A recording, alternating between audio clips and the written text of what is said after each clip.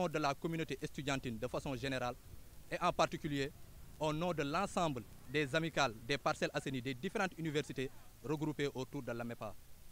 En effet, les Parcelles Assainies ont été laissées en rade.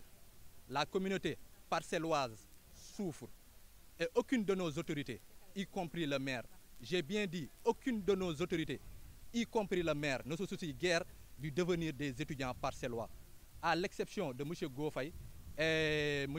Mansourba qui ne cessent d'appuyer les étudiants de Ziguinchor. Nous faisons face à de multiples problèmes.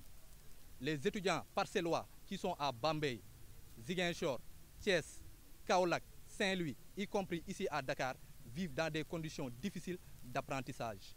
Avec le peu qu'ils ont pour régler leur restauration, logement, documentation, etc., etc. Et si l'étudiant est non boursier, n'en parlons même pas. Pendant que les autorités des autres localités aident leurs étudiants à vivre dans des conditions paisibles d'apprentissage, tel n'est pas le cas pour nous. On est obligé de quémander dans les autres amicales locales pour pouvoir loger nos étudiants, ce qui est anormal. Et pourtant, dans la localité, il y a plusieurs associations. Mais nous avons opté l'apprentissage, la connaissance, afin de réussir et servir notre localité. Est-ce qu'on ne doit pas être subventionné par la municipalité? Est-ce qu'on doit être laissé en rade par nos autorités? Est-ce que nos autorités ne devraient pas nous appuyer, nous soutenir? Est-ce un crime d'être étudiant? Ce sont les questions qu'on se pose.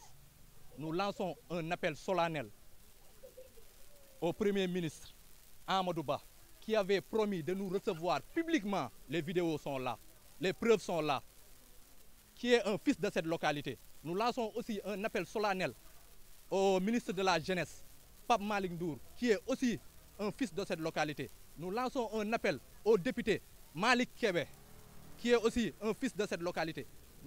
Nous lançons un appel à toutes les autorités du Sénégal, aux personnes de bonne volonté, ainsi qu'aux maires, de nous prêter main forte afin de pallier à tous ces problèmes et étudier dans de très bonnes conditions.